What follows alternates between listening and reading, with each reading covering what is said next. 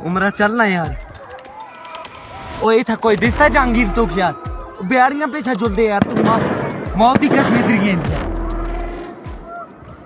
कल्पना कीजिए कि आप कश्मीर के घाटी में अपनी छुट्टी मना रहे हैं और अचानक जंगल से कुछ बंदूकधारी निकलते हैं और सिर्फ 15 मिनट के अंदर आप खेलते खेलते जिंदगी को जहन्नुम बनाते हैं। यह अटैक वैसा ही था जैसे हमास के आतंकियों ने इजराइल पे किया था। Why did it happen? Why did it happen? क्यों हुआ ऐसा? We break down what happened in Kashmir, who is responsible for this attack, and what's the next future of Kashmir, and what's the India response against Islamic terrorism। मंगलवार के करीब ढाई ढाई बजे आतंकियों ने टूरिस्टों को बहुत ही बेरहमी तरीके से मारा गया, जिससे टूरिस्टों की संख्या 28 थी। यह हमला बैसरन घाटी में हुआ जो पहलगांव में है। यह पहलगांव से 7 किलोमीटर दूर है, जिसे सिर्फ पैदल जाया जा सकता है या फिर घोड़ा से जाया जा सकता है। हमला आर्टिकल 370 हटाने के बाद सबसे बड़ा हमला है तथा 2008 के मुंबई अटैक के बाद सबसे बड़ा टूरिस्ट पर बड़ा हमला है। विक्टिमों ने बताया कि आतंकवादियों की संख्या कम से कम 6 थी और वे लोग पुलिस के ड्रेस यानी इंडियन आर्मी के ड्रेस में आए थे और उन लोगों ने नाम, जाति और धर्म पूछा। जो लोग जितने भी नॉन मुस्लिम थे सभी लोगों को मार दिया। यहाँ तक कि उन्हें इस्लामिक कलमा भी पढ़ने के लिए कहा गया और पैंट उतरा कर खतना भी चेक किया गया। जो ऐसा करने का विरोध किए उन्हें डेली शूट कर दिया गया। वर्षीय विजय नरवाल जिनकी शादी अभी 4 दिन पहले ही हुई थी, आतंकियों ने उनसे पूछा यू आर मुस्लिम और नॉट और शूट कर दिया। वे लोग पानी पूरी खा रहे थे, ऐसा उनकी पत्नी का कहना है। एक उसी प्रकार कानपुर के व्यापारी शुभम द्विवेदी का भी ऐसा ही हत्या कर दिया गया, जिन्होंने अभी 11 फरवरी को शादी किया था असन्या नाम की लड़की से। असन्या का कहना है कि उनके पति को सही दर्जा दिया जाए। 37 वर्षीय बितान अधिकारी जो कोलकाता के तो वे यूएस से अपनी वाइफ और सन के साथ टाइम स्पेंड करने के लिए आए थे, लेकिन उनकी भी इस घटना में दर्दनाक मृत्यु हो जाती है। कर्नाटक के मंजूनाथ राव भी इस हमले अपनी जान गंवा देते हैं। उनकी पत्नी कहती है कि अभी मार दो, लेकिन आतंकवादी उन्हें और उनके बेटों को छोड़ देते हैं, कहते हैं जाके मोदी को बता देना। इस हमले में कुल 28 लोग मारे जाते हैं, जिसमें 2 विदेशी भी होते हैं, एक नेपाल और एक यूएई से, साथ ही साथ एक मुस्लिम फैमिली और एक क्रिश्चियन फैमिली और 24 हिंदू फैमिली को टारगेट किया जाता है। इस अटैक की इस पर रिस्पॉन्सिबिलिटी लश्कर तौबा के एक पार्ट ने टीआरएफ ने लिया है, द रेजिस्टेंस फ्रंट। यह ग्रुप आर्टिकल 370 हटाने के बाद से काफ़ी ज़्यादा एक्टिव हो गया था इन कश्मीर, और इसमें 5 से 6 आतंकवादी थे, जिसमें 3 से 4 पाकिस्तानी थे और 2 कश्मीरी लोकल्स थे। इन्वेस्टिगेशन के बाद पुलिस ने उनका स्केच निकलवाया है, जो पाकिस्तान में 2018 में ट्रेनिंग के लिए गए थे। इस हमले में AK-47 M4 राइफल जैसी बंदूकों से इस घटना को अंजाम दिया गया तथा जितने भी आतंकवादियों के घर जम्मू कश्मीर में थे या फिर जहाँ पे रुके थे, उन्हें गवर्नमेंट ने डिमोलिश कर दिया है। इस हमले का मकसद भारत में शांति को ख़त्म करने की थी और हिंदू मुस्लिम को लड़ाने की कोशिश थी, लेकिन भारतीय लोगों ने इस मंसूबे को सही साबित नहीं होने दिया।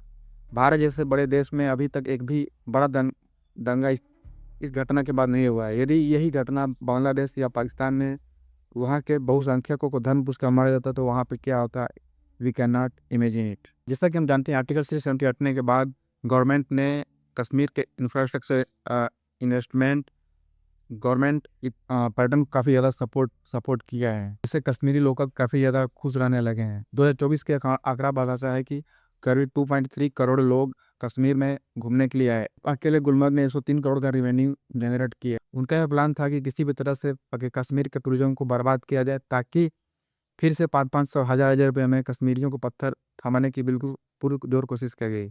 लेकिन ये घटना होने के बाद सारे कश्मीरी प्रोटेस्ट कर रहे हैं, जो इंडिया में पहली बार देखने को मिल रहा है, और सारे मुस्लिम समाज भी इस घटना की कड़ी निंदा कर रहे हैं और पूरे देश में हमारे विरोध हो रहा है इस घटना का। सरकार तो गई हुई है, मतलब इतना बड़ा आतंकवादी का हमला हुआ, उन्हें कुछ पता ही नहीं है। इधर पूरी नीचे पूरे आर्मी का बेस है, उन्हें पता ही नहीं है, मतलब कुछ भी है। मतलब चाहता हूँ कि पहलगाम के ऊपर आर्मी रखो, 2-3 रखो पर रखो। कभी आप घूमने जाने का मन करेगा वहाँ जो हुआ आपके साथ? नहीं बिल्कुल नहीं। ત્યાંની સિક્યુરિટી નથી સારી. ઉપર મિની સ્વિટ્ઝરલેન્ડમાં એક ઓફિસર નહોતો, કોઈ જવાન નહોતું. જો ત્યાં કોઈ હોત ને તો આ ન થાત. કોઈ સિક્યુરિટી નહીં. આ બધું બની ગયું છે છતાં નીચે જે મિલિટરી હતા એ લોકોને Today, from the soil of Bihar, I say to the whole world, India will identify, track and punish every terrorist and their backers.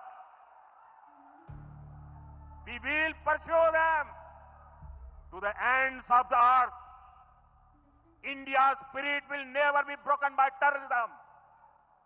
Terrorism will not go unpunished.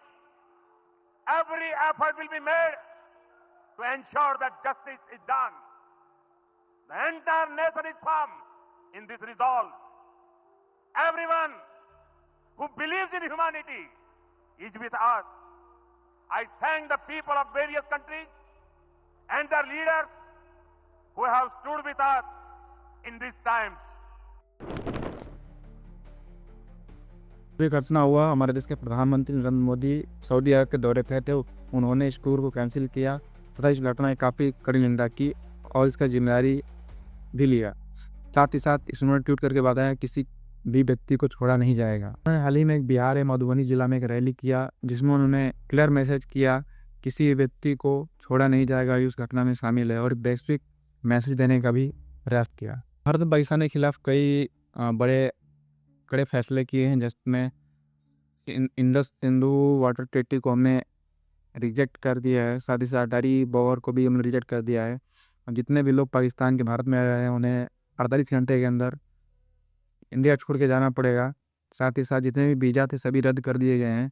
जितने भी उच्चायोग थे पाकिस्तान में या फिर भारत में दोनों ही रद्द कर दिए हैं।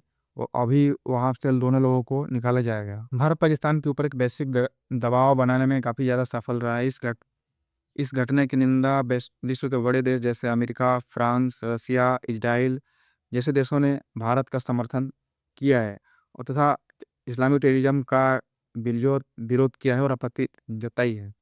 तथा हमारे देश में भी सारे विपक्ष के लोग पहली बात एक हुए हैं तथा हमारे देश की जनता भी 140 करोड़ गवर्नमेंट के साथ है। अब देखना होगा गवर्नमेंट इस पर क्या एक्शन करती है। Thank you for watching this video. If this video is informative please share, subscribe